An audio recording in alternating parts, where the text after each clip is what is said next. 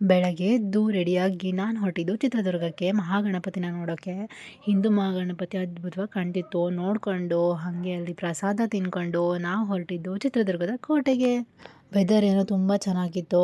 ನಿಮ್ಗೆಲ್ಲರಿಗೂ ಗೊತ್ತಿರೋ ಹಾಗೆ ಇದು 7 ಸುತ್ತಿನ ಕೋಟೆ. ಆರಾಮಾಗಿ ಅಡ್ಡಾಡ್ಕೊಂಡು ಬಂದ್ವಿ. ಆದರೆ ಈ ಕುದುರೆ ಹೆಜ್ಜೆ ಎತ್ತಬೇಕು ಅಂತ ಹೋಗಿ ಸಾಹಸ ಮಾಡಿ 4 ಹೆಜ್ಜೆನೂ ಹಿಡ್ದೆ ವಾಪಸ್ ಬಂದ್ಬಿಟ್ವಿ ಹೆದ್ರುಕೊಂಡು. ಹತ್ತಕ್ಕೆ ಆಗಲಿಲ್ಲ ನಮಗೆ. ಇನ್ನೊಂದು ಸತಿ ಹೋದಾಗ ಟ್ರೈ ಮಾಡಬೇಕು.